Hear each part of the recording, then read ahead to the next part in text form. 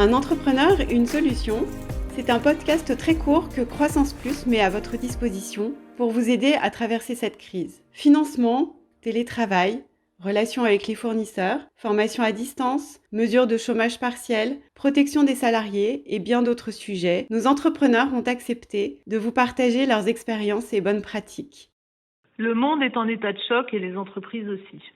Nous subissons une grosse crise qui est évidemment sanitaire, parce que tout le monde sera touché de près ou de loin, mais aussi une crise économique dont l'impact réel va commencer à se faire sentir malgré les amortisseurs de l'État, une crise sociale et une grande désorganisation dans le travail, avec l'apprentissage du télétravail, du chômage partiel pour d'autres, ou encore la révélation que les métiers les plus indispensables sont bien ceux auxquels on pensait le moins, les soignants, les caissières, les livreurs et tous ceux qui nous rendent la vie un peu plus facile. Dans ce contexte, comment communiquer ? À court terme d'abord et ensuite en sortie de crise. À court terme, très clairement, l'esprit n'est pas à l'achat ni à la vente.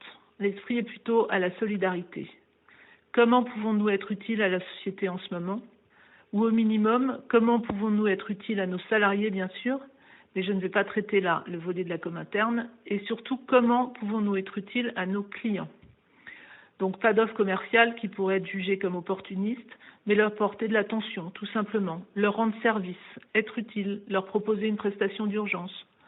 Ce que ce confinement nous enseigne, c'est qu'à la fin du fin, il ne reste que la relation. C'est la qualité de la relation avec ses clients qui fera la force d'une marque, d'où l'importance des contacts téléphoniques, des mails, du social media ou encore des SMS. Il me semble aussi qu'il est important d'aborder un peu un nouveau ton, un ton plus transparent, plutôt humble.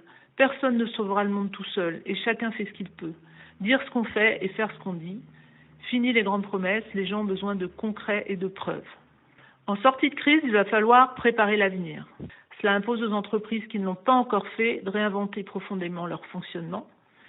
La capacité à changer dès aujourd'hui de paradigme fera la performance de demain et la différence entre ceux qui auront la capacité de rebondir vite et ceux qui n'en finiront pas de traîner cet impact de la crise. En fait, tous les signaux étaient déjà là, mais on assiste à une accélération de tout ce que l'on avait pu imaginer déjà. L'importance d'aligner sa boîte sur une mission, une raison d'être, qui soit inspirante, qui ait du sens pour les salariés, pour les clients, et qui de ce fait mette l'environnement au cœur de leur projet. Mais vraiment. La pression sur la responsabilité des entreprises va être forte et sa mise en œuvre concrète également. Il va falloir être éthique et pour de vrai. Stop au greenwashing, au bullshit et stop aux éléments de langage ronflants. C'est là le point principal, à mon avis.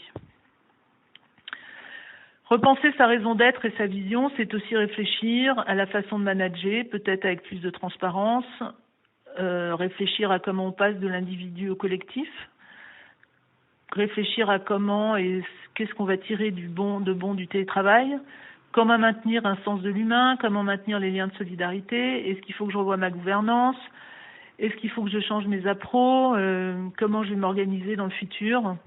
Donc tout ça est bien sûr compliqué, mais il faut le faire parce que l'entreprise et la marque ne font plus qu'un. On a vu, Adidas et H&M veulent cesser de payer les loyers et en fait, ils font l'indignation du monde entier. Alors que tous les deux, ils ont des très belles marques et ils savent très bien communiquer. Donc la question, le sujet, c'est pas non plus de donner des grandes leçons, c'est de savoir comment faire. Le comment faire devient aussi important que quoi faire et pourquoi. Pour faire référence à notre ami Simon Sinek.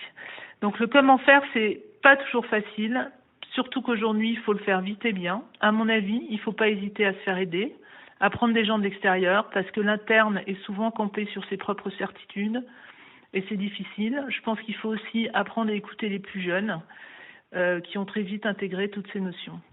Voilà ce que je voulais vous dire aujourd'hui, un petit peu rapidement. En tous les cas, plus que jamais, je pense que les entreprises ont un rôle politique à jouer et qu'elles doivent être engagées. C'est bien le rôle de Croissance Plus.